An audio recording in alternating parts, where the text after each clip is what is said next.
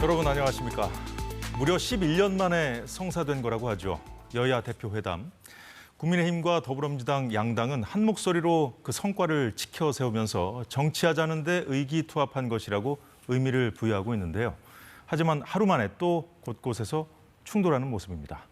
오늘 정치권 소식은 서정욱, 장윤미 변호사와 함께 짚어보겠습니다. 안녕하십니까? 안녕하세요. 네, 반갑습니다. 네, 오늘 아침부터 여야 지도부, 이재명 대표가 어제 모두 발언에서 한 계엄령 발언을 놓고 충돌했습니다. 계엄 해제를 국회가 요구하는 것을 막기 위해서 국회의원들을 계엄 선포와 동시에 체포 구금하겠다라는 그런 계획을 꾸몄다는 얘기도 있습니다. 이거 완벽한 독재 국가 아닙니까? 계엄을 준비하고 있다. 이거 우리나라 얘기 맞습니까? 여기서 계엄을 준비하고 있는 걸 알고 계신 분이 계세요? 우리가 모르게 지금 대통령께서 계엄을 준비하고 있다는 겁니까? 만약 그렇다면 저희에게 알려주십시오. 그리고 만약 그렇다면 근거를 제기해 주십시오. 이게 갑자기 튀어나온 이야기가 아니라 김민석 최고위원께서 여러 차례 말씀하셨죠. 그러면서 근거는 차차 제시하겠다. 그 차차가 언제입니까? 네, 여소야대 전국에서 제1야당의 대표가 한 발언입니다. 그 자리의 무게감도 있고 그리고 또 어제 그 장소의 그 중요성도 있지 않습니까? 여기에 대해서 한동훈 대표가 오늘 그러면 그렇게 제기하는 근거를 제시하라고 얘기를 했거든요. 네. 예, 장윤미 변호사님. 일단 민주당 입장에서는 관련해서 제보가 들어오고 있다라는 것이고요. 김민석 최고위원 등의 이제 발언을 종합해 보면 일단 대통령께서 최근에도 대한민국의 암암리에 이제 뭐 암약하는 세력이 있다, 반민주적인, 반자유주의적인 세력들이 있다라고 한 부분과 또 궤를 맞춰서 정부에서 그렇다면 어쨌든 현 상황을 비상시국으로 좀 인식하고 있다는 거 아니겠습니까? 자유주의를 부정하는 암약하는 세력이 있다면 그건 그냥 둬선 안 될 거니까요. 다만 그 세력이 뭐 야권인지 시민사회 세력인지 선을 긋긴 하셨습니다만. 그런 우려되는 대통령의 인식하에 지금 최근에도 뭐 수방사령관 뭐 이런 곳들이 다 이른바 충암고 라인으로 채워졌다는 부분, 김용현 국방부 장관 후보자 역시 마찬가지라는 부분, 또 저희가 근래에도 이런 계엄 문건과 관련해서 박근혜 전 대통령 때 이게 아니다, 그런 사실이 없다, 사실 무근이다, 날조다, 가짜뉴스다 했지만 그 실체가 있었던 또 전례가 몇 년 전에 있었습니다. 그렇다면 이런 국민적인 우려를 야당으로서 좀 제기한 것으로 보입니다. 서정욱 변호사님, 일단 장윤 변호사 말은 제보가 있다. 그래서 그냥 이재명 대표 그냥 한 발언은 아니라는 취지로 말씀을 하셨거든요. 계엄이면 이제 거의 내란죄나 쿠데타인데 그걸 이렇게 제보를 한다? 그렇게 소문이 날면 누구한테 제보받은지 누가 준비하는지 이걸 이렇게 밝혀야 되잖아요. 네. 저는 어떤 의도냐면 이래 봐요. 옛날에 2016년에도 추미애 있잖아요. 당시 대표가 박근혜 정부가 이제 그 계엄령을 선포한다. 준비하고 있다. 계엄령 선포하기 전에 1초라도 빨리 탄핵을 시켜야 된다. 이렇게 주장했습니다. 정확한 워딩이. 아마 이제 그 이재명 대표나 민주당은 이제 그 판결이 나잖아요. 그러면 이제 그 불복할 겁니다. 그러고 이게 탄핵을 추진할 겁니다. 자기들이 살기 위해서는 문재인 대통령도 수사받고 이재명 대표 수사받고 조국 대표도 구속되고 이러니까 이제 본인들이 살기 위해서 윤석열 정권을 끌어내려야 된다. 탄핵을 지금 공공연하게 부르짖고 있고 그런 세력이 있어요. 촛불 행동이. 근데 이 탄핵하는 사람들이 가장 겁내는 게 혹시 계엄해가지고 이게 탄핵을 이렇게 진압하는 거 아니야? 이런 게 우려. 그러니까 탄핵을 위한 저는 빌드업, 사법 불복 이런 게 의도로 자꾸 이게 괴담이나 가짜뉴스를 퍼뜨리고 있다. 이렇게 보고요. 지금 우리나라가 아프리카 후진국도 아니고 우리 80년 서울의 봄 이후에 없었어요.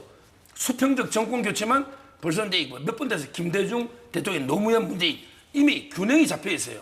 이런 상태에서 어떤 정치군의 하나의 어떤 집단도 없어요. 누가 그럼 초안고 사단이 계엄합니까? 그 몇 명 된다고? 3-4명 가지고 계엄합니까? 그거는 이게 불가능한 이야기입니다. 저는 오히려 윤석열 대통령 탄핵을 이게 계속 추진하기 위해서 계엄령 괴담을 미리 퍼뜨린 게 아닌가 이래 봅니다. 예, 자 이른바 계엄령 준비설이라고 언론들은 지금 얘기를 하던데 최초 제기했던 인물이죠. 한동훈 대표도 보셨다시피 언급을 한 인물인데 민주당의 김민석 수석 최고위원 오늘도 관련 발언을 이어갔습니다.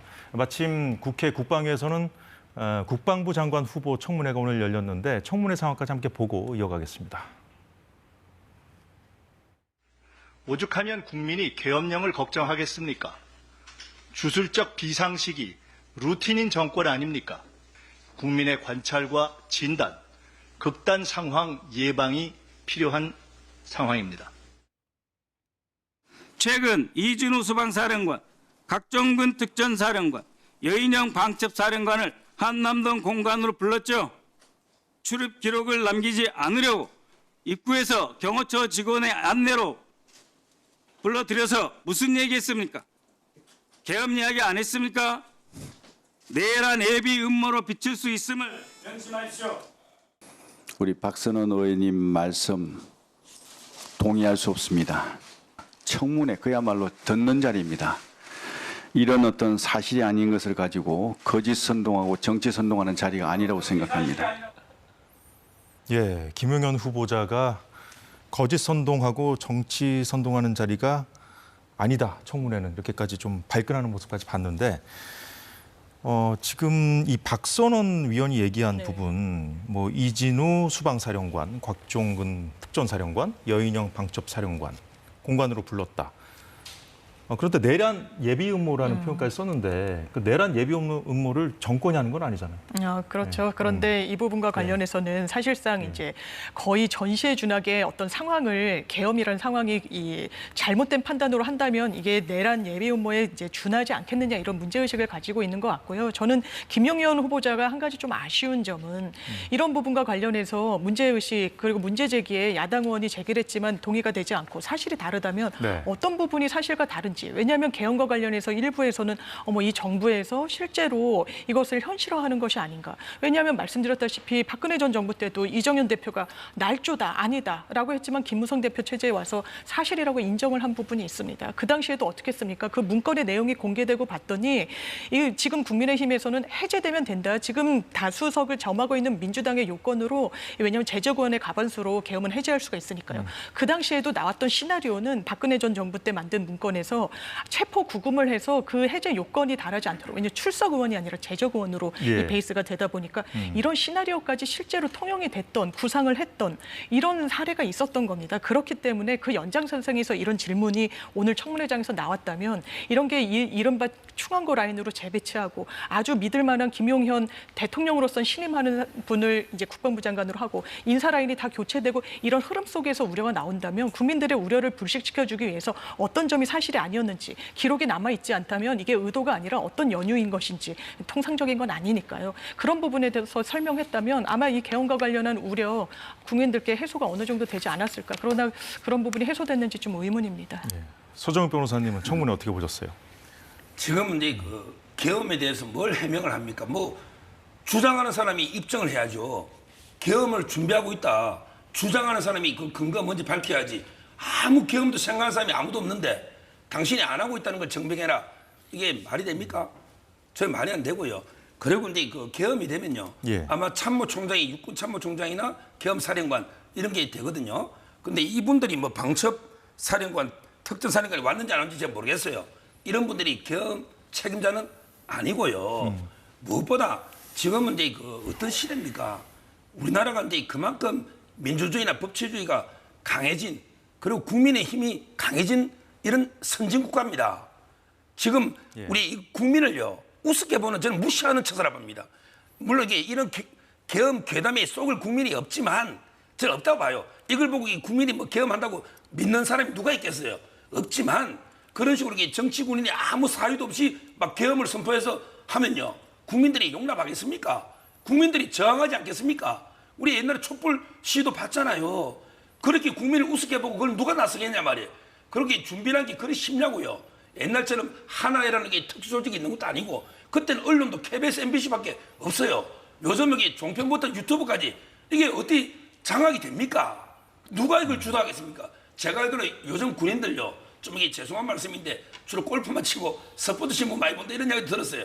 누가 이게 정치 군인들이 얼마나 있습니까? 저는 진짜 괴담입니다, 이거는. 예, 잘 들었습니다. 보셨다시피 이재명 대표까지 주장하고 나서면서 이 계엄령 준비설이 쟁점화되고 있는 상황인데요. 여당 지도부에서 나온 발언을 들어보면 민주당을 여당이 어떤 시각으로 바라보고 있는지 짐작이 갑니다. 이재명 대표 판결 선고 날짜가 가까우니까 눈에 헛것이 보이는 것 아닌가 생각이 듭니다. 이게 민주당 의원들도 계엄령 발포할 것이다라고 주장하는 것이 얼마나 허무맹랑한 주장인지 잘 알고 있으면서 이런 이야기를 하는 것 같은데요. 재판 미루지 마시고 빨리빨리 재판에 참석하셔서 판결 선고되면 아마 증상이 완화되지 않을까 생각합니다. 네, 서 변호사님, 1심 선고가 한 10월쯤에 나온다는 전망이 있던데 그렇게 보고 계시나요? 그러니까 제가 처음에 네. 말했듯이 계엄 자국이 계란 퍼뜨리는 게 혹시 이게 판결에 불복하고 탄핵으로 이게 돌파하려고 하는 의도가 아닌가, 이게 의심이 들어요. 어제 그 한동훈 대표도 판결에 그 승복하겠다, 나도 승복할 테니 이걸 선언해달라 했잖아요. 예. 그러다만 이제 혼란이 올 수 있죠. 만약에 그 판결로 이재명 대표가 당선 무효되면서 이제 피선거권이 제한되면 현실적으로 야당 대표인데 판결로 이제 이거 출마를 못하게 되잖아요. 이러다면 이게 뭐 소위 개딸들이나 민주당에서 야 이게 뭐냐, 우리 국민이 여론 1인데 이런 후보를 일개 판사가 판결로 날려? 이러면서 이게 판사들 탄핵이나 아니면 이게 대통령까지 탄핵하면서 막 이렇게 시위나 이게 격화될 수가 있죠. 이런 저는 이게 시나리오를 꾸미니까 그때 이제 계엄이 너무 이게 방해되니까 아마 미리 그 의도가 아닌가, 자꾸 계엄 퍼뜨리는 의도가. 그래서 지금이라도 이게 저는 당선 무효 피선거 제한 놓을 가능성이 아주 높아요. 선거법에 100만 원 이상 위정 교사에게 거의 저는 유죄 넣으면서 집행유예에서 논다 보거든요. 그러니까 지금도 민주당이나 이재명 대표는 빨리 판결에 우리 법치 승부하겠다, 이런 이제 그 자세가 저는 필요하다고 봅니다. 예. 장윤 변호사님 한 말씀. 일단 국민의힘에선 모든 것에 대해선 사법 리스크, 이재명 대표의 사법 리스크로 좀 방어를 하는 것 같은데요. 물론 뭐 그런 문제 제기하실 수 있다고 생각하지만 그래도 공당의 최고위원인데 눈에 헛것이 보이지 않는가 싶다라는 건 너무 나아가신 거다. 이제 국회 품격을 좀 지켜주실 필요가 있겠다라는 생각이 들고, 민주당에서는 오히려 이런 인식이 강한 것 같습니다. 정권 초반부터 이 중반으로 가기까지 끊임없이 이어지고 있는 야당 대표, 그리고 본인의 대선 경쟁 후보에 대한 이런 끊임없는 수사들, 재판들, 이 부분과 관련해서 정치적 의도가 전혀 없었다고 아주 자신만만하게 이야기할 수 있는지, 그리고 국면과 관련해서 또다시 전 정부와 관련한 수사를 끄집어내는 것은 아닌지, 이런 걸 정치적인 수사 내지는 대통령의 사실상 윤허하에 이런 풍경들이 펼쳐지고 있는 것이 아닌지 의구심이 갖고 있는 것 같고요. 계엄은 계엄, 이재명 대표의 이 어떤 사법 리스크는 사법 리스크지, 이걸 두 개를 연동해서 이야기하는 건 여당의 시각이다, 이렇게 말씀드리고 싶습니다. 예, 오늘 상황 일단 봤고요. 여야 대표 회담, 어제 있었던 여야 대표 회담 좀 정리해 보도록 하겠습니다. 회담 전체를 생중계할 거냐를 놓고도 기싸움이 치열했죠. 모두 발언만 공개하는 거로 정리가 됐었는데 각각 10분씩 하기로 했었는데 그 시간도 지켜지지 않았고요. 시작부터 신경전이 팽팽했습니다.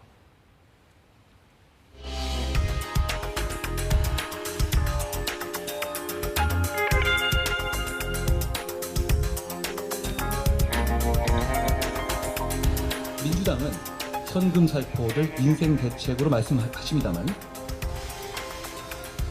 쓸 수 있는 혈세는 한정되어 있고 모두에게 획일적인 똑같은 복지가 아니라 모두의 필요에 맞춰진 복지를 하겠다는 것이 국민의힘의 생각입니다. 좀 잘못 알고 계신 것 같고, 이건 현금을 지원하는 게 아니라 특정 기간 내에 몇 개월 안에 쓰지 않으면 소멸하는 복지 정책이 아니고 경제 정책, 재정 정책이기 때문에 세금을 더 많이 내는 사람을 역차별할 필요가 없다. 오히려 더 지원하지 못할 망정 가치는 지원해줘야 되는 거 아니냐. 증거 조작, 이것도 특검하자. 하시죠. 괜찮습니다. 저희가 수용하겠습니다. 이제 결단하셔야 됩니다. 입장이 난처한 거 이해합니다. 이 대표님과 민주당에 대한 수사나 기소에 관여한 검사들을 상대로 시리즈처럼 해온 민주당의 탄핵은 곧 예정된 판결 결과에 불복하기 위한 빌드업으로 보는 분들이 많이 계십니다. 예, 서정훈 변호사님, 국민들에게 보여줄 수 있는 유일한 장면이었잖아요. 모두 발언이. 그래서 그랬을까요? 각을 좀 많이 세웠거든요. 그렇죠. 그런데 그 시간은 좀 지키는 게 맞아요. 왜냐하면 이게 8분 초과해도요. 전 국민 보는 사람 치면 이게 몇 시간입니까? 그게 국민 시간을 뺏는 거예요. 약속은 좀 지키는 게 저는 맞다 보고. 예. 그다음에 어제 회담 총평에 보면요. 한동훈 대표가 상당히 잘한 겁니다. 제가 방송마다 절대 나쁜 합의를 하면 안 된다.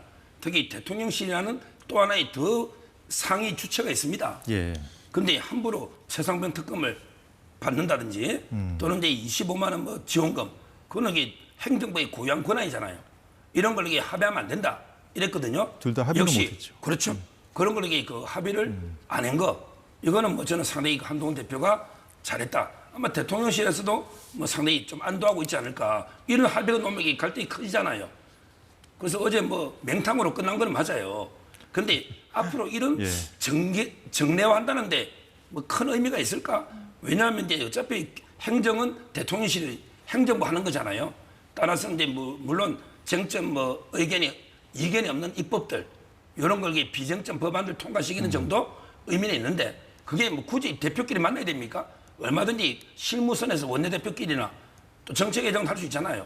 저는 정례화한다 하지만 큰 기대는 안 하고 있습니다. 맹탕이었지만 한동훈 대표가 잘했다는 저는 잘했다 봅니다. 평가의 근거 또 다른 건 없습니까? 그러니까 잘했다는 게 대통령실이 아주 강력 반대하는 이런 걸 합의를 안 해줬잖아요. 예. 그 점에서는 상당히 잘했다는 거죠. 장윤 변호사님. 예, 그러니까 한동훈 대표가 잘했다는 건 성과를 냈다기보다는 대통령과 대통령실을 안도하게 했다는 데 있다면 저는 그건 국민들께 잘한 협상은 아니라는 생각이 듭니다. 왜냐하면 너무 이 중요한 이슈들이 있죠. 지금 이 임산부가 이 응급 구조 차량 안에서 출산을 했습니다. 온열 환자는 차량 안에서 병원을 찾지 못해서 돌아가고 계세요. 저는 한동훈 대표가 진정성 있게 문제 제기했다고 봅니다. 이 회담 전에. 근데 대통령의 어떤 대통령실에 딱 반대에 부딪힌 부분이 있죠. 물론 풀어내기 어렵습니다. 야당은 대통령을 설득할 수 없지만 집권 여당의 대표는 이 대통령과 상당히 가까이 붙어 있는 분 아닙니까? 설득할 수 있고 협의를 끌어낼 수 있는 그런 지위에 있고 그러기 위해서 야당 대표도 만나서 현안과 관련한 의견을 나누는 건데 사실상 실질적인 부분 없죠. 물론 첫 만남에 아주 구체적이고 성과 내기 어려웠다는 거 압니다. 하지만 국민들의 건강이 훼손되고 생명까지 위협받는 상황에서 이런 부분과 관련해서 최소한의 실체는 나왔어야 되지 않나. 이 부분과 관련해서 오히려 한동훈 대표가 대통령실의 눈치를 본 것이 아닌가. 그렇다면 이것은 대통령은 안도하셨을지 모르지만 국민들한테는 이건 안도감으로 다가가지 않았을 거고 최상병 특검도 어려우신 거 압니다. 다 그 여당의 의원들 비토 목소리 높은 거 알죠. 그렇지만 정치인이라면 본인이 국민께 약속한 것을 어떻게든 이걸 실현해내야 됩니다. 본인의 정치력이 시험대에 올랐는데 이도저도 못하고 갈팡질팡하고 있는 이 국면을 정말 대선 주자로서 높이 평가하기는 좀 어려운 부분이 있어서 이런 부분이 다 어제 녹아져서 사실상 큰 성과 없이 끝나기는 했습니다만 그래도 정례화하기로 만나기로 했고 또 정책 협의도 계속하기로 한 부분 의대 정원은 또 입법 사안이라기보단 정부 정책의 또 현안인 측면이 있어서 아마 이 정도 선이지만 전 앞으로 더 큰 성과를 좀 기대하고 싶습니다. 예, 뭐 일단 당장은 국민들께 좀 성과다운 성과를 좀 보여드리기 좀 어려울 것 같으니까 모두 발언에서 일단 할 말 다 했다 뭐 이런 평가도 나오더라고요. 자, 일단 국민의힘 민주당 계엄령 발언 놓고 이렇게 충돌하고는 있습니다만 대표회담과 관련해서는 서로 이렇게 의미를 부여하고 있습니다. 자, 그런데 어제 이어서 오늘도 이 대표회담이 맹탕이었다고 연이틀 호평하고 있는 소수 정당이 있습니다. 바로 조국혁신당인데요. 잠시 들어보겠습니다. 최혜병 특검과 의료 대란 등 시급한 현안에 대해서는 아무런 성과를 내지 못하고 양당의 기득권을 더욱 강화하는 지구당 부활에만 합의했다는 소식에 국민들의 한숨소리는 더욱 커졌습니다. 교섭단체 요건 완화 등 정치개혁 과제에 진정성 있는 노력을 경주해야 할 것입니다. 예, 서정욱 변호사님께 먼저 여쭤보죠. 지금 밤전에 황운하 원내대표 발언 중에서 딱 귀에 들어오는 키워드가 양당의 기득권, 그리고 교섭단체 요건 완화, 뭐 이 정도거든요. 어떻게 들으셨습니까?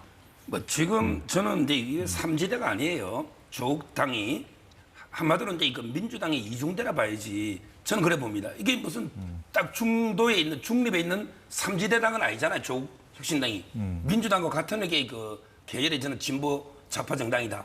이렇게 보고요. 아마 이제 그 요즘 고전할 겁니다. 옛날에 초창기에 그 지민 비조 바람 때 상당히 얻었죠. 초창기에. 근데 뭐 요즘 제가 지지율 언급 안 해도 요즘 이게 분위기 보면요. 상당히 그 침체되어 있는 거 맞고요. 저는 개인적으로는 이제 그 사람 이름을 살살 딴 거 아닙니까? 조국 혁신당이라도 이게 그 조국하고 이름이 겹치잖아요. 이런데 그 특정 사람에 따라 움직이는 당은요. 그 사람이 구속되거나 하면요. 그게 사라집니다.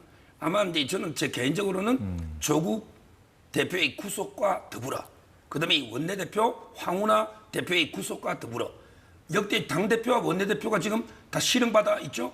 황운하 이번에 송철호 끊어놓기 그 3년 실형받아 항소심 중이잖아요. 예. 둘 다 항소심에서 보던 법정 구속 마해요. 결국은 이제 원내 투톱 2명이 구속됨으로써 역사 속으로 사라질 가능성이 높다.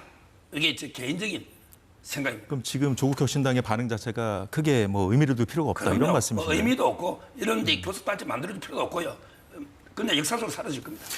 자, 그런데요. 자, 장윤미 변호사님. 네. 조국 혁신당이 이제 10월에 재보궐 선거가 맞습니다. 있는데 일단 여러 지역에 후보를 내기로 했는데 특히 호남 지역에서 민주당과 쟁탈전이 불붙었다는 평가가 좀 나오고 맞습니다. 있거든요. 자, 이런 상황에서 거대 양당 대표회담 좀 각을 세웠네요. 그렇습니다. 그러니까 아무 의미 없다고 저는 생각하진 않고 교섭단체 요건을 완화하는 건 과거에 이제 국회에서 정개특위를 할 때 양당제 폐단이 있으니까 그렇다면 다당제를 어떻게 도입할 것인가. 그래서 뭐 연동형 비례대표니 굉장히 선거구제 복잡하게 논의를 했었잖아요. 그때 한 지금 여당의 그 당시에 정개특위에 참여하셨던 분이 그런 복잡한 방식보다 오히려 교섭단체 요건을 완화하는 게 다당제에 좀 기여를 하는 측면이 있다라고 하시더라고요.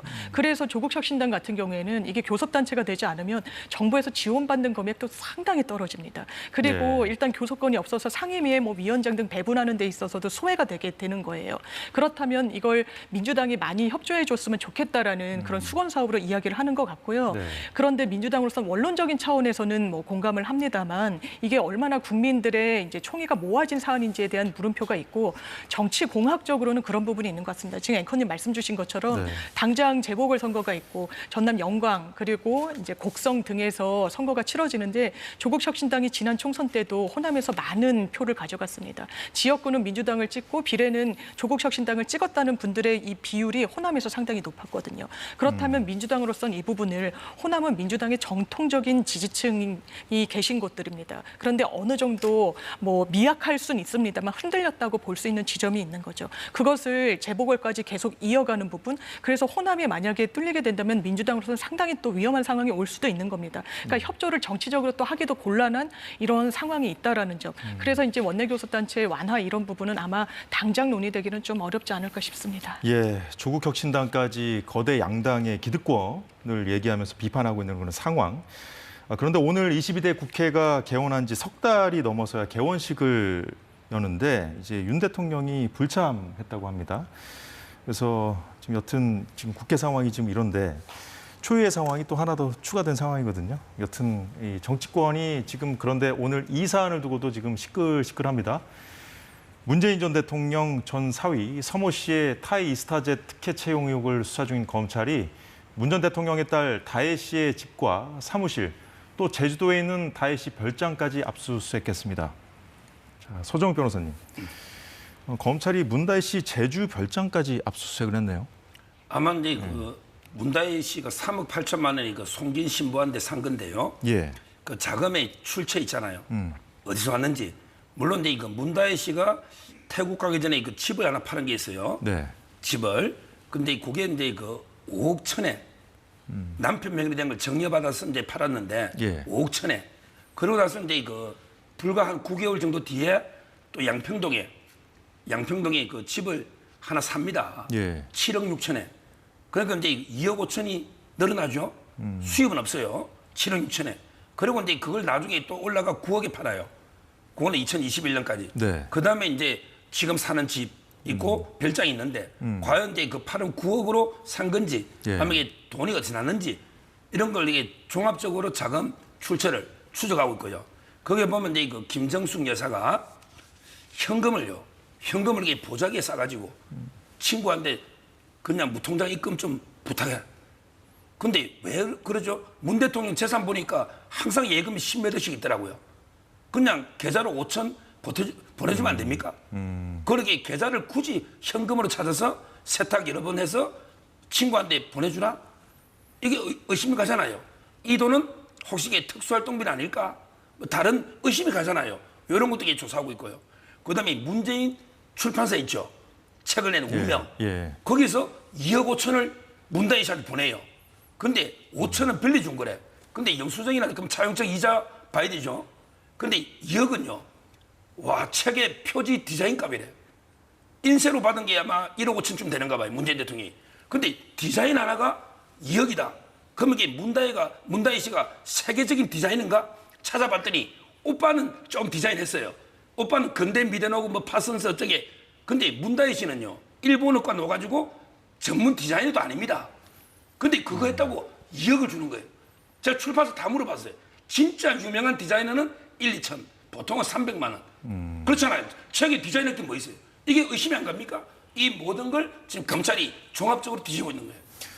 검찰이 종합적으로 뒤지고 있어서 그럴까요? 지금 여러 군데 지금 압수수색했거든요. 그렇죠. 사실 민주당 입장에서는 좀 전방위적이고 저인망식이다. 그리고 의도가 있다. 이런 생각하는 것 같습니다. 일단 이 사건의 핵심은 그 타이 이스타제 특혜 채용이 있었는지 없었는지 여부. 그건 6년 전 사건입니다. 이제 국민의힘에서 고발 조치를 했는데 그건 4년 전 사건이에요. 4년 동안 검찰 뭐 했는지 민주당에선 묻고 싶을 겁니다.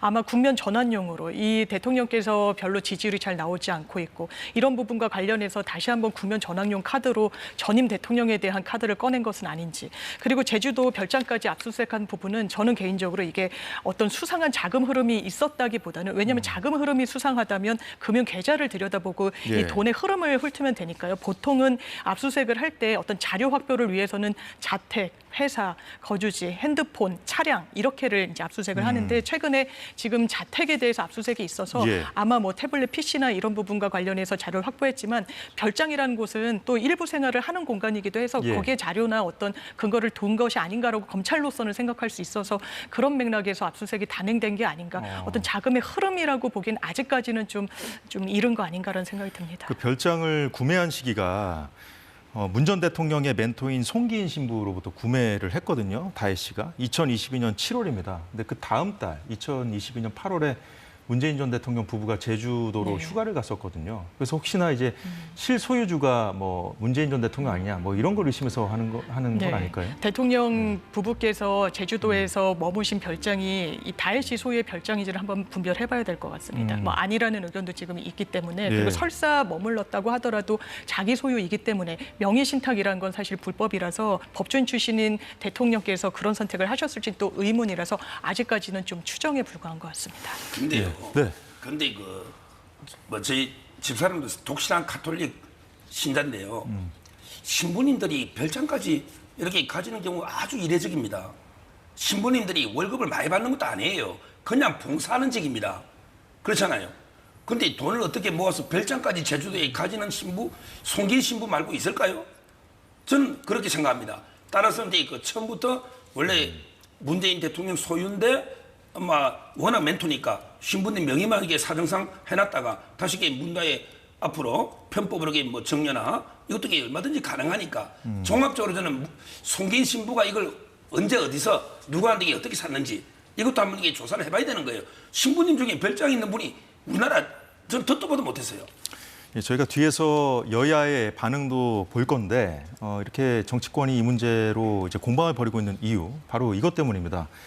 예, 이번에 이제 압수수색을 하면서 그 영장에 검찰이 문 전 대통령, 문재인 전 대통령을 뇌물수수 등 피의자로 적시했거든요. 이거 어떤 의미로 봐야 됩니까? 일단 서 변호사님. 저하고 이제 대학 동기와 절친이 이명박 대통령 큰 사이인데요. 예. 삼성전자에 지금 부사장으로 근무하고 있어요.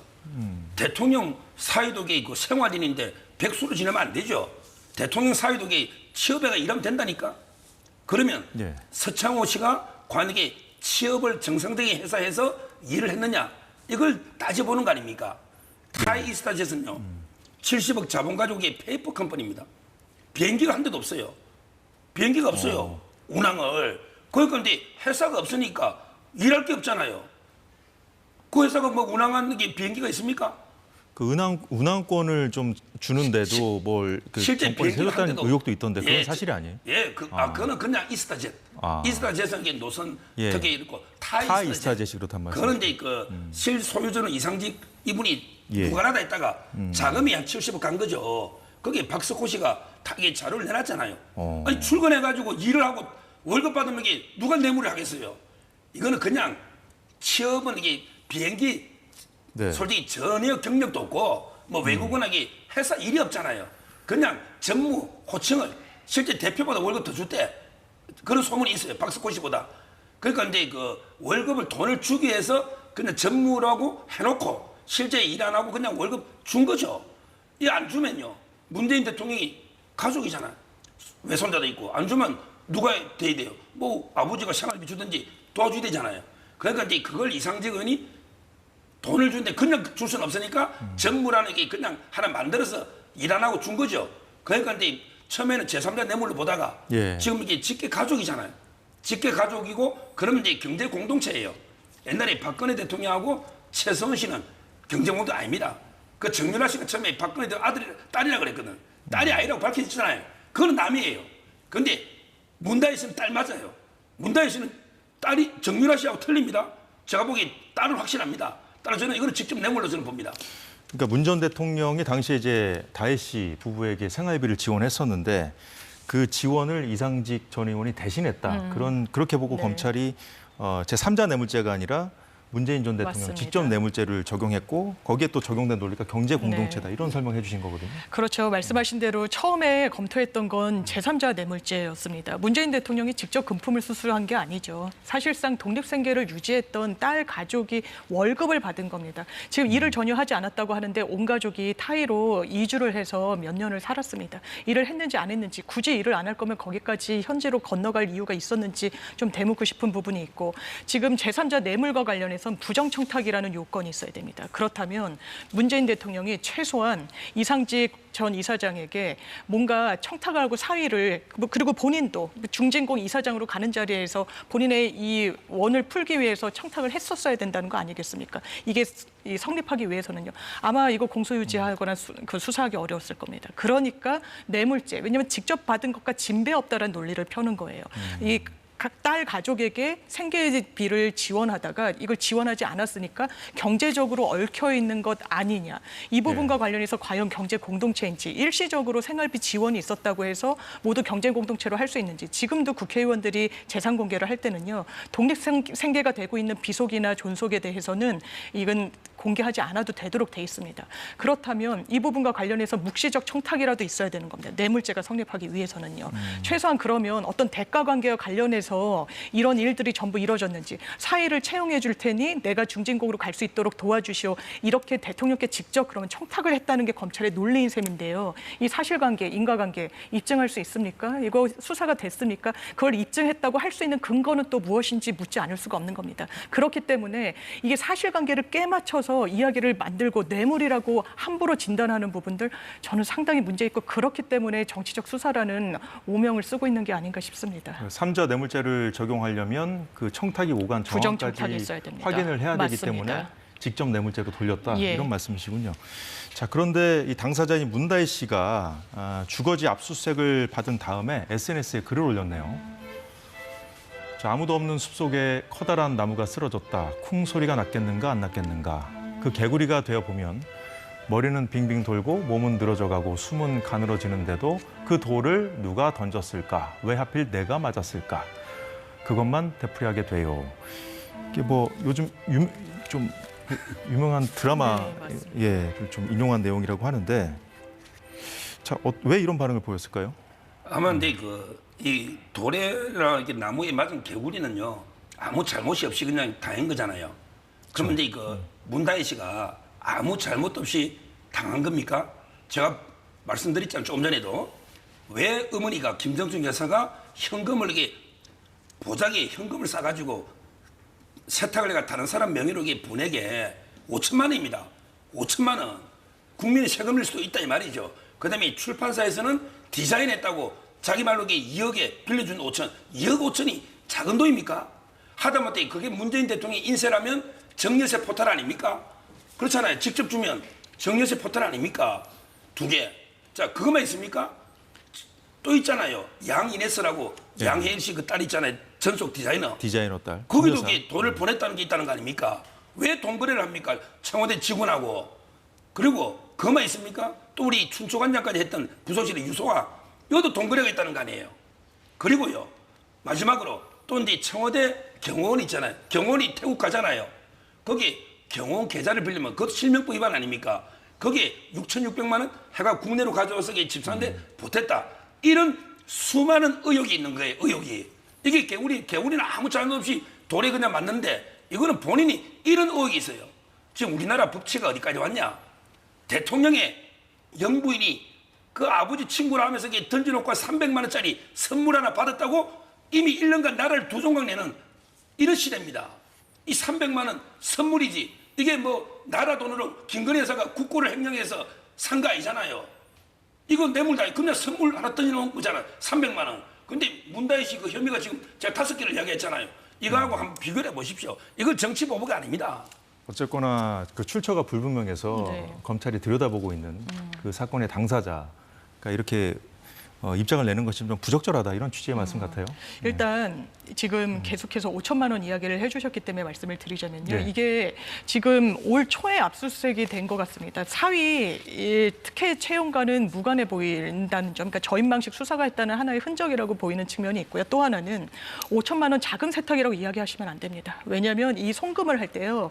지인에게 딸에게 좀 보내달라고 했는데 거기에 지인이 뭐라고 남겼냐면 해당 그 보도 내용을 보더라도요. 자기 이름을 적시하도록 하고 괄호하고 김정숙이라고 써서 보냈습니다. 이걸 자금 세탁할 용도라면요. 이 김정숙 여사의 이름을 지우겠죠. 그렇게 드러나게 쓰지 않겠죠. 누가 봐도 이게 계좌의 흔적이 나오는데요. 그렇다면 이걸 가지고 자금 세탁이라고 볼 수 없다는 점, 그리고 이런 수사 상황을, 이런 기밀성을 이렇게 언론을 통해서 알리고 있는 검찰 수사의 문제점 다시 한번 말씀드리지 않을 수 없는 것 같습니다. 그런데 여기 계신 세 분 다요. 예? 5천만 원을 이게 현금으로 바꿔가지고 이게 입금식인 이런 경험이 있습니까? 보통 사람들은 우리 국민 중에 없습니다.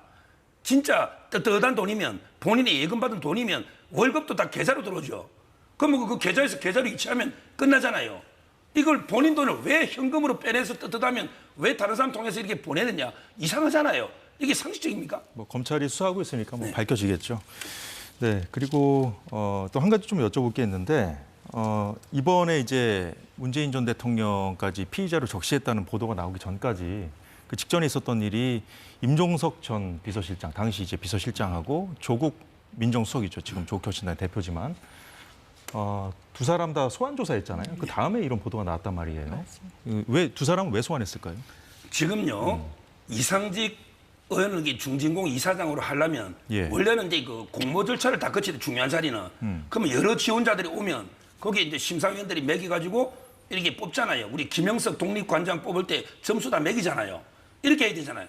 근데 이상직 이분을요 미리 내정해놓은 거예요. 사전에 내정해놓은 거예요. 근데 조국 당의 그 대변인도 이야기했지만 뭐냐면 이제 그 부적격이다 이런까지 보고를 올렸대요. 부적격자다. 그런데도 이게 그냥 밀어붙인 거죠. 사전에 짜고 친 고스톱처럼 사전에 이상직 미리 내정해놓고 인사위는 그러고 이게 그냥 검정에 부적격 놓은 것도 밀어붙인 거예요. 저는 조국 대표가 그 검찰 갈 때 물음표 뒤로 해가지고 그냥 왜 부른지 모르는 것처럼 아무것도 모르는 것처럼 하잖아요. 근데요. 예. 저 하나만 물어보면 민정수석 했잖아요. 친인척 관리하고 이런 게 업무죠. 그렇죠. 그런데 문재인 대통령 딸이 100명입니까? 10명입니까? 1명이에요. 친인척 관리하는데 그 1명이 태국 가고 아주 이례적이잖아요. 그다음에 그 남편 하나잖아요. 이걸 몰랐다? 그 조국 교수의 거짓말, 조국 대표 거짓말 누가 믿겠어요? 국민 앞에 그런 식으로 하면 안 돼요. 본인이 무능한 바보다. 내가 민정수석이 친인척 관리하는데 나 서청호도 모르고 태국까지 모르고 아무것도 모른다. 이게 뭡니까? 이런 식으로 국민 앞에 하면 안 됩니다. 이상직도 누군지 몰랐고 서창호 씨도 누군지 몰랐다고 이제 네. 소환 조사 받고 난 다음에 기자들 앞에 맞습니다. 그렇게 얘기한 거 그거 지적하신 거죠? 근데 제가 이제 전 정부 청와대 인사들이 수사받고 이제 재판을 하는 과정 중에 변호인으로 이제 관여한 적이 있어서 예. 이 수사의 어떤 그 트랙 같은 걸 좀 보면요. 기본적으로 이 검찰에서는 그 당시에 그러니까 청와대에 대해서는 좀 정확하게 그 구조 체계를 모를 수 있어서 정확한 그 도표를 갖고 있습니다. 누가 누구한테 어떤 지시를 내리고 그런 점에 있어서 비서실장이 대통령 바로 밑에 있죠. 그리고 이제 민정수석도 여러 이제 관할하는 부서가 있기 때문에 이게 통할하는 그런 측면에서 알고 있지 않았겠느냐. 만약에 문제가 있었다면 피해자로 전환을 해서 불렀겠죠. 지금 이제 참고인지에서 이 두 사람을 부른 건 청와대의 고위직으로서 모든 부분에 대해서 직간접적인 관여를 할 수 있는 지위에 있었기 때문에 참고 차원에서 이렇게 부른 것이다. 이렇게 보는 것이 정확할 것 같습니다. 저 시간이 거의 다 돼서 끝으로 하나씩만 좀 여쭤볼게요. 좀 두 분이 답변하시기 어려운 질문일 수도 있는데 하나씩만 던져보겠습니다. 먼저 장윤미 네. 변호사님. 오늘 이제 여당에서 2017년에 이재명 대표가 한 발언이에요. 적폐와 불의를 청산하는 게 정치 보복이라면 그런 정치 보복은 맨날 해도 된다. 이 말을 소환했거든요. 예. 불의를 청산하는 게 정치 내로남불이라는 거예요, 여당은 보복이라면 그러니까. 네. 예. 일단 불의 그리고 불법 이란 건 엄단한 게 맞습니다. 그런데 그 예. 부분과 관련해서 정말 법과 원칙에 근거해서 그리고 증거에 입각해서 해야 된다라는 겁니다. 지금 검찰이 과연 그러고 있냐라는 생각이 많이 드는 거죠. 민주당 입장에서 그렇습니다. 김건희 여사와 관련해서도 마찬가지죠. 수사심의위원회가 열린다고는 하지만 검찰에서는 검찰총장이 변호사법 그리고 알선수재 들여다보라고 했지만 제대로 수사하지 않았다는 거 아닙니까? 똑같은 법과 원칙이 여야의 공히 정확하게 지금 들고 있느냐 이런 부분과 관련한 문제의식은 저는 민주당뿐만 아니라 국민들께서도 사라지지 않을 거라고 생각합니다. 예, 서정욱 변호사님. 지금 민주당 오늘 여러 가지 입장이 나왔는데 정리를 해보면요. 일단은 첫째 정치 보복이라는 거예요. 자, 두 번째 정부 실정에 대한 물타기다. 그러니까 그동안 몇 년 동안 뭐 하다가 왜 지금 이 국면에서 수사를 하느냐 이런 지적이거든요. 지금 이제 이게 2020년 네, 8월 달인가 9월 달에 고발한 거예요. 그런데 그때 장관이 추미애 장관입니다. 그다음에 박범계 장관이고 총장은 이제 김호수 총장 때 그때 전주지검장 문홍성 이분을 시켜서 기소중지를 시켜버렸잖아요. 그때 정권의 수사를 막아왔던 거예요. 그리고 이제 정권 바뀌면 이창수 검사장이 캐비넷 열어서 수사를 한 거고 이게 2023년부터 수사가 되어 온 거죠. 요즘 들어서 이게 갑자기 나온 게 아니에요. 2년 전부터 수사는 철저하게 됐고 오히려 문재인 정권 때 2년간은 수사를 막아버렸던 이런 데 사건이고요. 제가 하나만 말씀드리면 문재인 대통령 제가 예금 쭉 변화를 봤거든요. 그 3년간 봤더니 예금이 1억 6천에서 5천씩 꾸준히 늘어요. 대통령 월급이 한 2억 정도 되면 세금 떼고 실수령에 있죠. 이게 다 예금으로 쌓여 있어요. 근데 옷을 사, 신발도 한 번에 15켤레 사, 그 다음에 지원이 하다못해 개 사료값도 본인 돈으로 산다 했잖아요. 근데 어떻게 월급이 예금으로 다 바뀌는지 그 참 이게 이해가 안 되고 이런 문다희 씨 어려우면 본인 돈으로 좀 도와주지 왜 이런 도움을 받습니까? 예, 오늘 정치권 소식은 여기까지 보겠습니다. 지금까지 서정욱, 장윤미 두 변호사가 수고해 주셨습니다. 고맙습니다.